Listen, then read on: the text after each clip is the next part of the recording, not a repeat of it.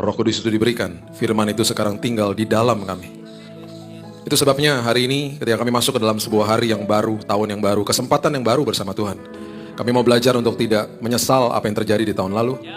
Dan kami juga tidak mau takut akan apa yang terjadi di tahun ini. Karena satu hal kami tahu Tuhan, bahwa kasih karunia Tuhan itu selalu cukup buat kami. Kami baru aja buka pintu tulisannya 2026. Kami nggak tahu di balik itu tadinya ada apa. Tapi kami begitu bersuka cita ketika tadi pagi kami buka pintu itu, ada Yesus di baliknya. Engkau sudah menanti kami. Dan bahkan di hari esok Engkau juga sudah menanti kami.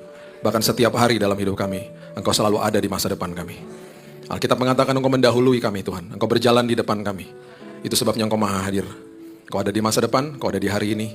Engkau maha tahu, Engkau maha kuasa. Itulah Yesus kami yang dahsyat. Itu sebabnya hari ini seperti Maria kami duduk di kaki Tuhan, mendengarkan isi hatimu, Roh Kudus yang berbicara. Dalam nama Yesus kami berdoa. Kita sama-sama katakan amin. Amin. Amin. Amin. Silakan duduk. Shalom. Oke. Tahun baru pastinya ya biasalah orang buat resolusi lah ya. Orang buat komitmen baru bla bla bla segala macam. Kalau di sini ada anak gym pasti tahu lah. Kalau di gym tuh Januari Februari penuh gymnya. Karena orang pada ke gym semua. Nanti bulan Maret kembali normal. Karena orang yang komitmen di awal cuman hebat di awal aja. Habis itu di bulan Maret udah lupa sama komitmennya. Tapi biarlah hari ini satu hal, kita mau buat resolusi itu sah-sah aja. Kita mau buat komitmen yang baru, that's good. Itu bagus lah buat kita. Tapi satu hal kita perlu sadari bahwa kita ini sudah diberikan dan disiapkan sesuatu yang sungguh luar biasa sama Yesus kita.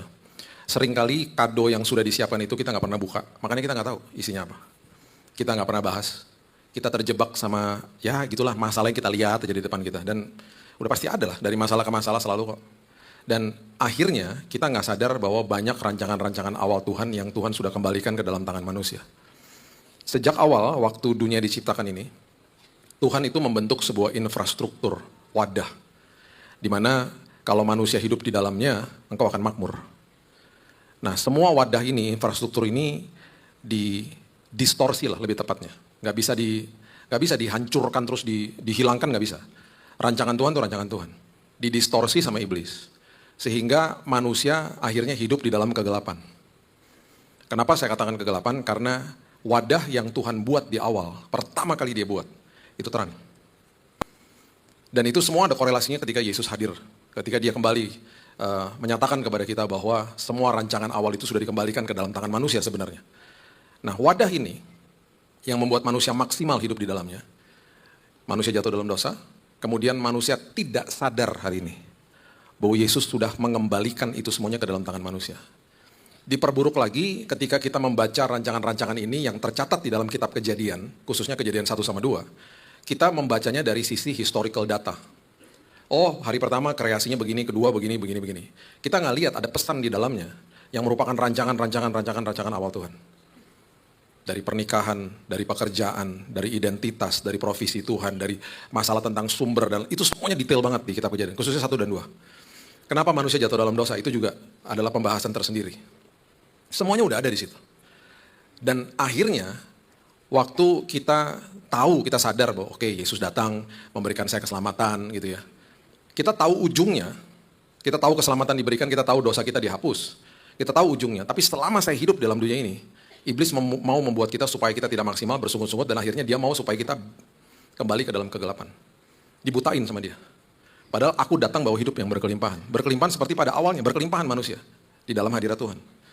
Dan terlalu banyak hal-hal yang hebat-hebat di dalam perjanjian lama ini, di dalam proses kreasinya Tuhan. Yang kalau kita lihat satu-satu, merdeka kita. Salah satu contoh aja. Pertama kali manusia diciptakan, itu di Kejadian 2 ayat 15, itu tugas pertama yang diberikan. Manusia tidak pernah diberikan organisasi gereja. Manusia diberikan tempat pekerjaan. Belum ada semak, belum ada sesuatu yang berantakan, belum ada tumbuhan, belum ada sesuatu yang sudah ada dan perlu di-maintain. Karena belum ada hujan. Kenapa belum ada hujan? Karena belum ada orang yang mengelolanya. Pertama kali manusia diciptakan, dikasih marketplace. Makanya saya selalu katakan sama teman-teman di marketplace, kamu balik di tempat pekerjaanmu di hari Senin. Itu tempat sakral banget. Nah itu dibodohi kan sama iblis, terjadilah namanya sekularisme. Sekularisme yang terjadi adalah kita pilah-pilah Tuhan. Makanya kita sebut hari Minggu hari kudus. Hari Senin sampai hari Jumat, hari kerja. Nggak gitu, hari Minggu, hari kudus di dalam gedung tempat ibadah. Kita sadar kita adalah gerejanya, Assembly of the Believers, Ecclesia bahasa aslinya. Berarti ketika saya pergi kemanapun, saya adalah gereja Tuhan. Ketika saya masuk ke dalam tempat pekerjaan saya berubah jadi tempat ibadah.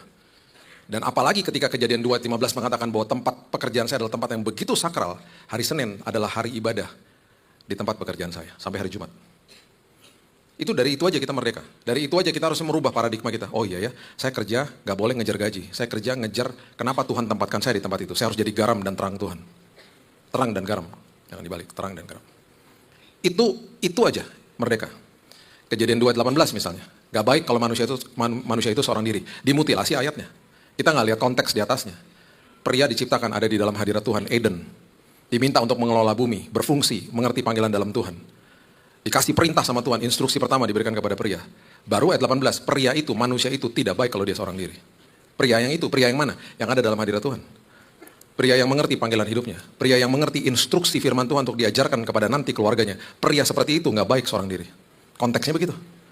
Dimutilasi sama orang, datang kepada hamba Tuhan. Pak, gak baik kalau kita seorang diri. Hamba Tuhannya juga gak ngerti. Oh ya, kapan mau nikah? Enak aja. Gak langsung begitu. Itu semuanya detail satu-satu. Nah, sebelum itu dikasih. Coba kita lihat ya, Kejadian 1 ayat 1 sampai 4. Kejadian 1 ayat 1 sampai 4. Firman Tuhan mengatakan begini. Pada mulanya. Berarti Tuhan menciptakan waktu. Tuhan kasih kita yang namanya Kronos. Makanya kita merayakan tahun baru. Ada penggalan-penggalannya. Ini tahun yang baru. Dikasih manusia membuat kalender sesuai dengan apa yang ada di benda-benda di cakrawala dengan matahari dan lain sebagainya. Ada pagi, ada petang, ada malam dan lain sebagainya. Dibuatlah 365 hari, ada kalender-kalendernya. Pada mulanya Tuhan seperti dalam tanda kutip ya, kayak kita dijebak di dalam sebuah kronos, waktunya manusia. Kita nggak bisa keluar kita makanya nggak maha hadir. Tuhan kita bergerak di atas itu semuanya. Dia ciptain waktu kok. Makanya saya nggak bisa ngomong gini, Tuhan sudah ada sejak, saya nggak bisa sambung kata-kata itu. Karena awal sama akhir itu dia miliki. Saya nggak bisa kasih kata-kata mengatakan sejak kapan dia ada. Terbatas, kenapa? Kita terbatas, dari kata-kata kita terbatas. Tuhan ada sejaknya, kita nggak bisa terusin toh. Sejak kapan? Eternity kok dia, kekekalan. Makanya dikatakan Bapa yang kekal, kekekalan dimiliki sama dia. Segitu hebatnya Tuhan kita. Nah dari itu aja, kita sudah ngerti pada mulanya. Dia create a beginning, dia kasih permulaan buat semua manusia. Dia nggak ada mulanya, dia mengatasi permulaan. Alfa dan Omega kok dia. Terus dikasih tahu, pada mulanya menciptakan waktu. Allah menciptakan langit dan bumi.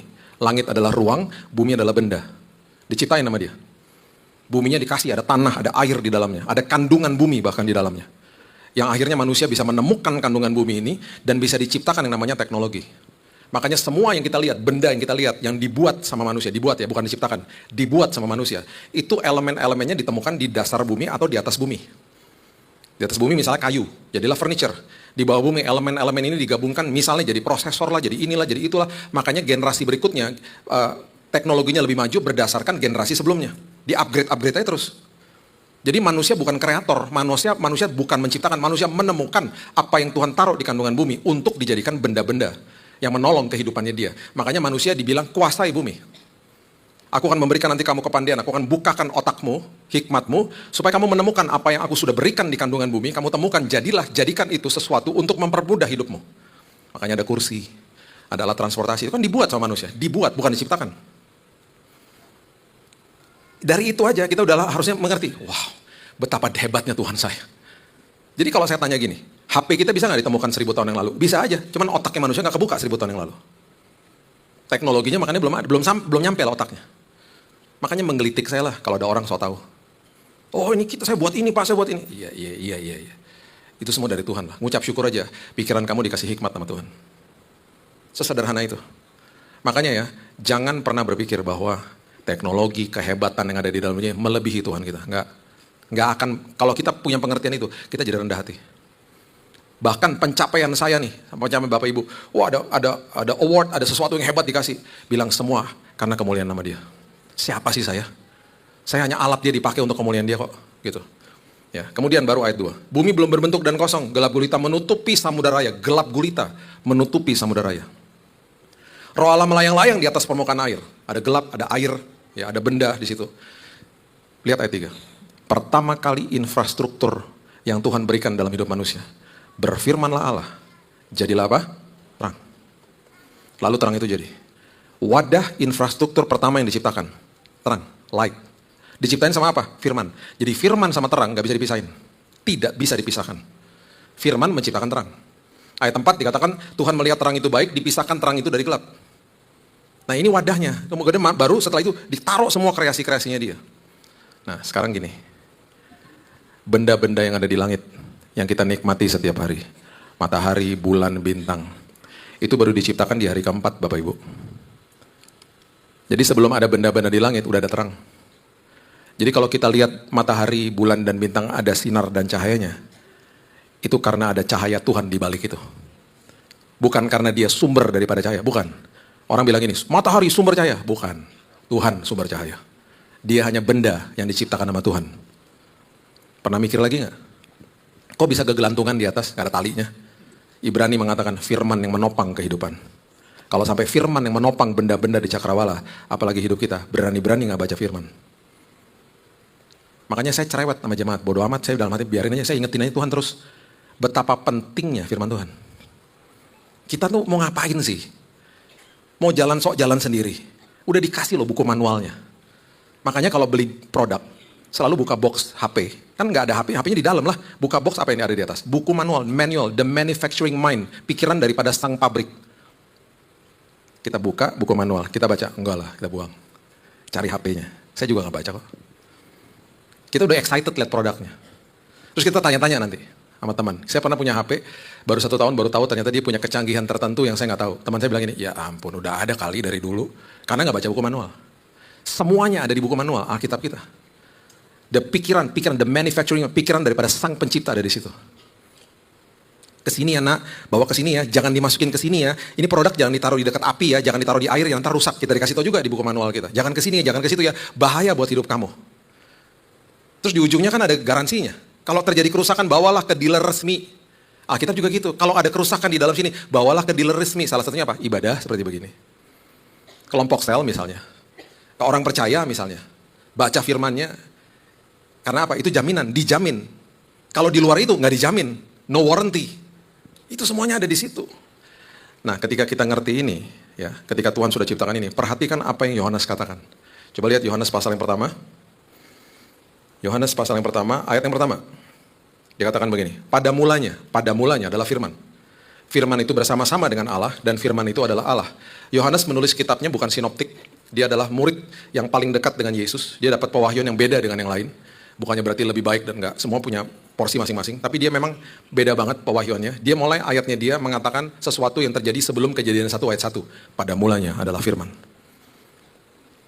Kemudian ayat 4 dikatakan begini, dalam dia ada hidup dan hidup itu adalah terang manusia.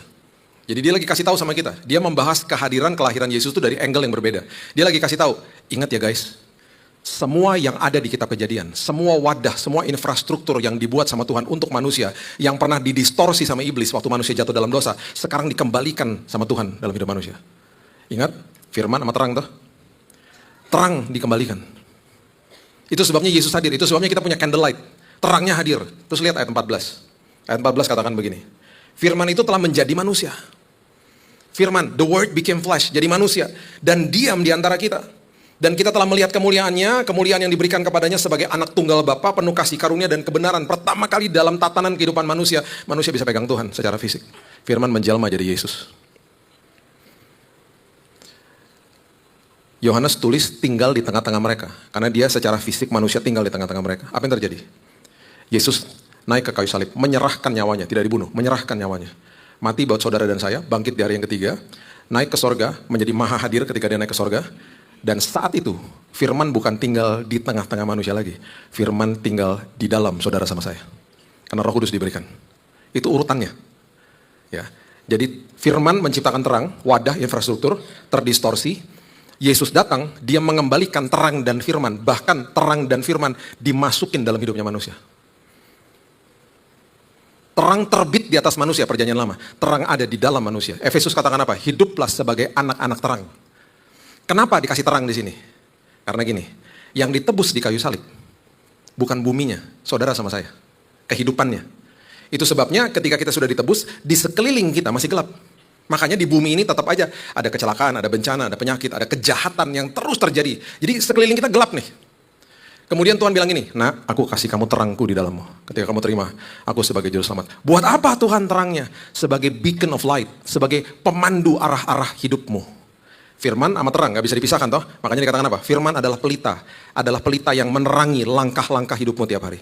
Di tengah kegelapan dunia, kalau kita terus setiap hari membaca, mendengar, membiarkan firman menguasai hidup kita, kita akhirnya tahu, oh ini kegelapan ya, saya harus ke sini nih, harus ke sebelah kiri nih, harus ke kanan nih. Kan di dalam kegelapan jalannya. Coba lihat Efesus 1 ayat 18. Ini keren banget nih ayat. Dibilang ini. Dan supaya, Efesus 1 ayat 18, ia menjadikan mata hatimu terang. Mata hatimu terang, agar kamu mengerti pengharapan apakah yang terkandung dalam panggilannya. Kenapa sih ada terang? Supaya kamu ngerti.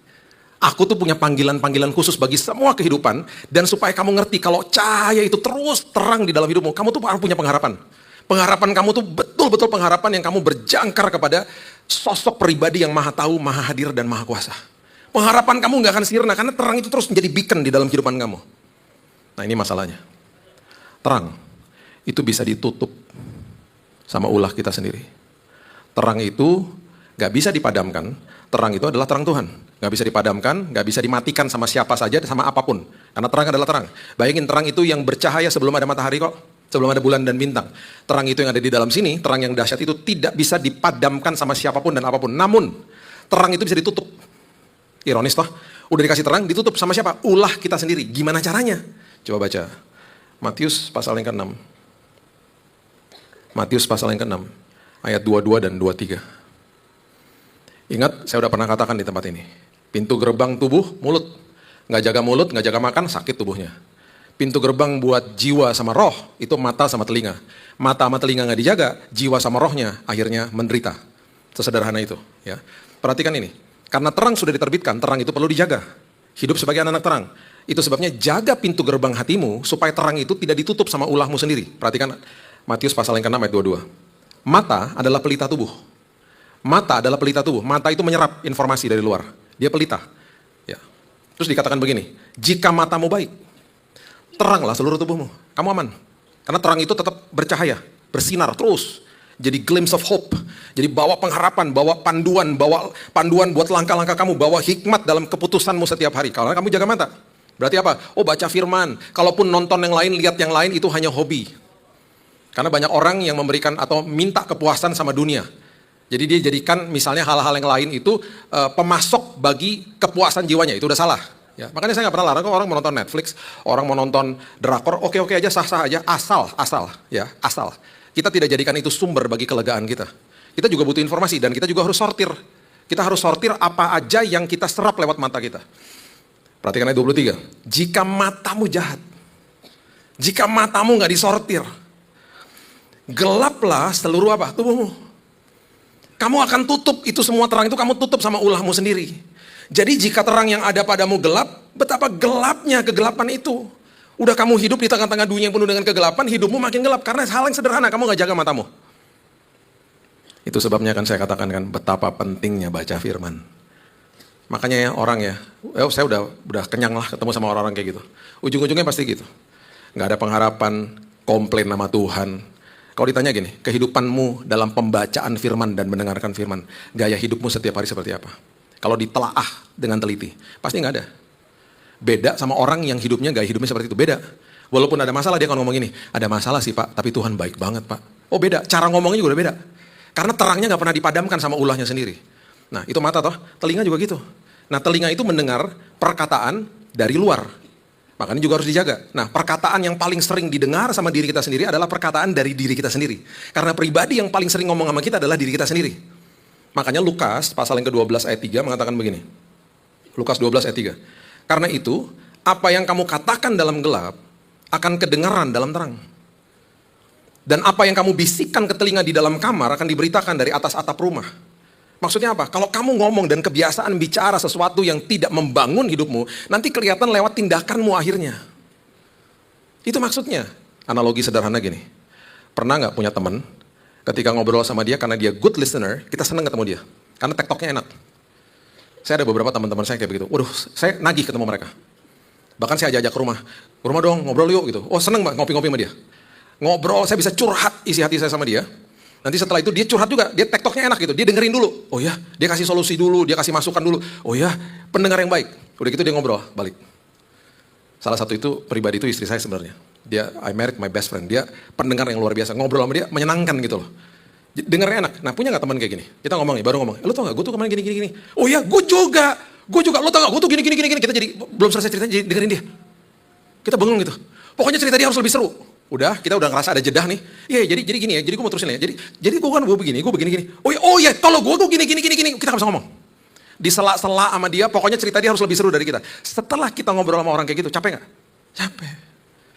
Besok disuruh ketemu lagi? Enggak, malas ah. Orang yang seperti itu adalah orang yang cakap berbicara, tetapi tidak cakap berkomunikasi. Orang yang mendengarkan kita, dia adalah orang yang cakap berkomunikasi. Diri kita sendiri bisa menjadi pribadi yang seperti itu jika kita bersungut-sungut. Ketika kita komplain, ketika kita mengeluarkan kata-kata negatif, yang dengar apa? Telinga toh? Ketika telinganya dengar, lambat laun jiwanya capek. Capek jiwanya. Yang kita gak sadar. Makanya teman saya, hal sederhana. Dia cuma suka latahan aja. Latahannya gini, orang udah terima Yesus. Cuman kan orang punya kebiasaan, punya sampah dari masa lalu. Setiap kali lupa sesuatu aja ngomong gini, mati gua. Orang ini, pribadi ini, susah tidur, insomnia, minum obat tidur. Terus saya bilang sama dia, lu coba ganti deh, lu jangan ngomongnya kayak begitu. Gak bagus tau gak? Lu ngutukin diri sendiri. Iya ya Bill, negatif banget ya katanya. Iyalah jangan gitu. Satu hari dia mulai berubah nih ya, lagi berusaha berubah ya. Di depan saya nih, mati gue. Terus dia lihat saya, sorry Bill, gue hidup Bill. Dia berusaha untuk berubah. Hari ini, dia udah gak pernah ngomong gitu lagi. Dia udah lepas obat. Dia tidur nyenyak tiap malam. Gara-gara hal sederhana, jiwanya tenang. Jiwanya dipuaskan, jiwanya gak capek. Pertama kali ini setelah dikasih wadah terang ya, Tuhan memberikan sebuah rancangan awal dikasih ke manusia. Dikasih ke manusia. Manusia hidup di dalamnya, makmur. Pertama kali Tuhan jelaskan bahwa sumber atau identitas hidupmu itu dari saya. Dia kasih sesuatu yang sangat dalam. Coba lihat Kejadian 1 ayat 26. Kejadian 1 ayat 26. Firman Tuhan berbunyi begini. Udah sering lah mungkin ya kita baca ya. Berfirmanlah Allah, baiklah kita menjadikan manusia menurut gambar dan rupa kita, supaya mereka berkuasa atas ikan-ikan di laut, burung-burung di udara, atas ternak, atas seluruh bumi, atas segala binatang melata yang merayap di bumi. Perhatikan di kalimat ini ada kata supaya. Kata supaya adalah kata sambung. Therefore, oleh sebab itu maksudnya. Kata supaya artinya kalau saya tidak lakukan bagian yang pertama, saya nggak bisa lakukan bagian yang kedua. Makanya kata supaya digunakan untuk frasa-frasa seperti begini. Saya misalnya mau pandai, saya harus belajar supaya saya pandai. Saya harus nabung supaya tujuan saya untuk nyicil motor tercapai. Saya harus nabung supaya saya bisa nyicil rumah misalnya. Saya mau punya pernikahan yang berhasil. Saya harus ikutan konseling pranikah supaya saya bisa berhasil dalam pernikahan saya. Dalam ayat ini juga sama. Saya harus mengerti identitas saya di dalam Tuhan. Segambar dan serupa itu apa maksudnya? Supaya saya bisa menguasai hidup. Itu maksudnya. To have dominion over the earth. Supaya saya bisa menguasai kehidupan saya. Bumi ini. Sebaliknya terjadi. Kalau saya tidak mengerti identitas saya di dalam Tuhan, apa maksudnya segambar dan serupa? Hidup menguasai saya. Hal sederhana adalah orang-orang yang korupsi misalnya. Uang menguasai dia. Harusnya kan kita menguasai uang. Uang menguasai dia. Orang yang masih suka ngerokok. Tembakau menguasai dia. Dia gelisah aja. Habis makan, cari tempat mau ngerokok. Masuk ke kamar hotel, saya minta yang floornya yang smoking ya Pak. Gitu. Pokoknya harus ngerokok. Tembakau menguasai dia. Orang yang terlibat pornografi, orang lain menguasai dia. Orang yang terlibat minum-minuman keras, bahan dasarnya buah-buahan menguasai dia. Dia nggak sadar. Hidup menguasai dia. Satu hari di tahun 2007, di jam 11 malam. Saya lagi baca ayat ini. Dan di jam 11 malam itu, ada suara di hati saya bilang gini, Bill, kamu baca ayat itu berulang-ulang. Kamu kenapa nggak pernah perhatiin konteksnya? Kamu baca pelan-pelan, kamu baca ayat 11 dulu. Saya baca ayat 11, saya dipimpin sama Tuhan ya, baca dulu. Baru akhirnya saya ngerti ayat 26. Sampai saya loncat dari meja belajar saya, sampai istri saya bangun jam 11 malam. Ada apa? Ada tikus ya? Saya bilang, saya tikusnya. Jam 11 malam, ya coba lihat ya. Ayat 11 mengatakan begini. Waktu Tuhan mau ciptakan tumbuh-tumbuhan, Tuhan tidak pernah langsung ciptakan tumbuhan. Tuhan tuh lagi ngasih tahu sama kita. Sebuah peristiwa yang sungguh indah di dalam proses kreasi daripada manusia, saudara dan saya. Perhatikan ketika dia ciptakan tumbuhan, dia gak pernah bilang ini, jadilah tumbuh-tumbuhan, enggak. Dia berfirman kepada tanah. Dia bilang gini, hendaklah tanah. Dia suruh tuh tanah menumbuhkan tunas-tunas muda, tumbuh-tumbuhan yang berbiji, segala jenis pohon buah-buahan yang menghasilkan buah yang berbiji, supaya ada tumbuh-tumbuhan di bumi. Dan jadilah demikian. Dia berfirman kepada tanah. Dia bilang gini, hei tanah, keluarkan tumbuh-tumbuhan. Jadi tanah mengeluarkan tumbuh-tumbuhan. Dia lagi ngasih tahu sama kita, bahwa sumber daripada tumbuh-tumbuhan adalah tanah. Karena dia berfirman kepada tanah, tanah yang keluarin tumbuh-tumbuhan. Sekarang gini, prinsipnya gini, segala sesuatu dipisahkan dari sumbernya, mati, tidak berfungsi. Tumbuh-tumbuhan dipisahkan dari tanah, mati nggak? Mati. Jadi sambal goreng labu siam di atas meja. Oh enak banget ya. Suka labu siam nggak? Jadi brokoli rebus, dipisahin dari tanah. Pertanyaan berikutnya, kepada siapa Tuhan berfirman ketika diciptakan ikan-ikan yang berkeriapan di bawah air? Nggak langsung. Coba lihat ayat 20. Ayat 20 dia bilang begini, berfirmanlah Allah, hendaklah dalam air berkeriapan makhluk yang hidup. Bahasa Inggrisnya, let the water produce. Let the water produce. Biarlah air mengeluarkan binatang-binatang ini. Tuhan lagi kasih tahu sama kita. Sumber daripada ikan adalah air. Karena aku berfirman kepada air. Air yang mengeluarkan binatang-binatang ini. Ketika ikan dipisahkan dari sumbernya, dari air, mati nggak? Mati. Jadi apa? Gurame bakar. Sushi. Mati. Kepada siapa Tuhan berfirman ketika dia menciptakan binatang melata dan binatang liar? Ada di ayat 24. Nggak langsung juga. Dia berfirman kepada bumi. Hendaklah bumi mengeluarkan segala jenis makhluk yang hidup, ternak, binatang melata, dan segala jenis binatang liar. Tuhan berfirman kepada bumi. Makanya saya waktu itu ada di tempat minum kopi luwak. Ajak teman saya orang bule. Dia nanya, kopi luwak tuh kayak gimana? Saya nggak mau jelasin. Kalau saya jelasin dia nggak mau minum. Tahu ya kopi luwak gimana caranya ya? Masih ada yang nggak tahu? Tahu dong. Ya. Jadi saya nggak mau jelasin. Udahlah minum ini kopi mahal, enak banget di kopi gitu. Abis dia minum baru saya jelasin, dia langsung gitu. Udah please deh jangan lebay ya. Ini enak tapi kan enak banget sih. Mau lagi besok aja katanya. Biarin gue berpikir dulu, gue hilangin pikiran kotor-kotornya katanya. Petani luwaknya ngomong gini, Pak, luwak kalau saya masukin ke dalam kandang stres. Kopinya ketika masuk ke sini bercampur sama asam lambungnya, jadi nggak enak pas keluar. Jadi harus di tempat terbuka. Jadi nggak boleh dipisahkan dari habitatnya. Itu salah satu contohnya misalnya. Ya. Jadi saya rangkumkan dulu ya, Tuhan berfirman kepada tanah ketika diciptakan tumbuh-tumbuhan, Tuhan berfirman kepada air ketika diciptakan ikan-ikan, Tuhan berfirman kepada bumi ketika dia menciptakan binatang melata dan binatang liar. Pertanyaan yang paling penting sekarang, kepada siapa dia berfirman? Ketika diciptakan saudara sama saya. Di malam hari itu Tuhan bilang ini, oke Bill kamu udah ngerti ya, sekarang kamu baca ayat 26, baca pelan-pelan.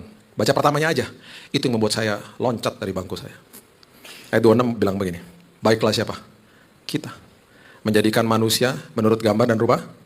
Tuhan gak berfirman kepada tanah, gak berfirman kepada air, gak berfirman kepada bumi, Tuhan berfirman kepada dirinya sendiri. Jadi dia lagi kasih tahu sama kita, sumber dari hidupmu, saya. Tapi kan saya diciptakan dari debu sama tanah, itu bahan baku, bukan sumber. Saya tidak pernah memerintahkan tanah sama debu untuk mengeluarkan hidupmu, gak pernah. Hai tanah, hai debu, jadilah manusia, gak pernah. Saya gunakan debu dan tanah, tapi hidupmu sumbernya saya. Itu sebabnya berani-berani terpisah dari terang dan firman. Gak berfungsi kita.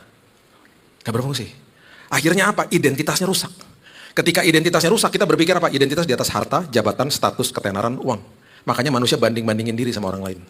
Makanya timbul frasa di dalam kota yang tercinta ini. Gengsi. Hati-hati loh. Gambar diri manusia dirusak. Manusia tidak. Kekristenan kan adalah rest and receiving.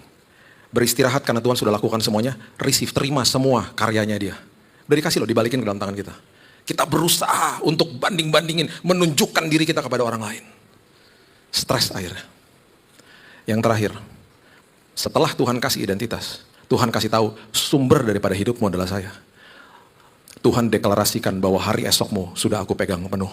Itu sebabnya dia tulis rancangan awalnya manusia di kitab Kejadian ayat 1, ayat 29. Mengatakan begini. Berfirmanlah Allah, lihatlah aku memberikan kepadamu segala tumbuh-tumbuhan yang berbiji di seluruh bumi. Dan segala pohon-pohonan yang buahnya berbiji, itulah akan menjadi apa? Makananmu. Dengan kata lain Tuhan kasih tahu gini, kebutuhanmu di hari esok sudah aku siapkan. Kebutuhanmu di 2026 sudah aku siapkan. Tenang aja. Dan Tuhan bilang apa? Di ayat 29, ada unsur biji diucapkan sampai 2 kali. Semua yang aku siapkan buatmu ada unsur bijinya. Ditekankan sampai 2 kali. Maksudnya apa? Semua yang ada unsur bijinya itu yang Tuhan sudah siapkan buat kita. Itu patut ditabur kembali. Makanya ada unsur bijinya. Bijinya bukan untuk dinikmati, untuk ditabur. Makanya uang yang Tuhan titipkan, tabur. Waktu yang Tuhan titipkan, tabur. Talenta yang Tuhan titipkan, tabur. Buat kemuliaan Tuhan. Karena Tuhan mau kita menguasai bumi. Menguasai bumi salah satunya adalah tabur apa yang sudah aku berikan. Kelola tabur, kelola tabur. Jadilah berkat buat hidupmu. Ya. Kenapa? Rancangan awal. The first plan. Udah dikasih di sini kok. Makanya terang sama firman dikembalikan ke dalam hidup manusia. Supaya kita ngerti. Dia udah siapin, dia udah siapin semuanya. Tahun 2026, dia juga sudah siapkan buat saudara sama saya. Lihat masa depanmu, selalu punya prinsip begini. Tuhan, I'm resting, I'm receiving. Saya beristirahat. Hatinya tetap melakukan tugas dan tanggung jawab. Hatinya tenang.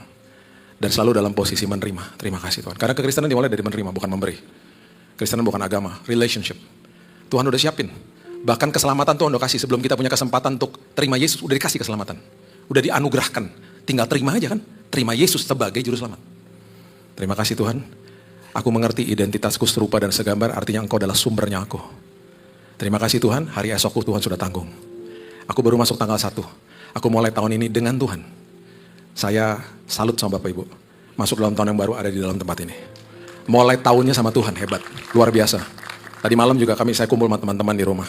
Pas jam 12 kita perjamuan kudus. Itu tempat yang paling aman dan nyaman untuk masuk ke dalam lembaran baru. Itu sebabnya Bapak Ibu ada di sini. Dan doa saya sepanjang tahun ini dipenuhi sama kesaksian-kesaksian. Karena Bapak Ibu ngalami Yesus. Amin. Berikan tepuk tangan kita untuk Tuhan kita.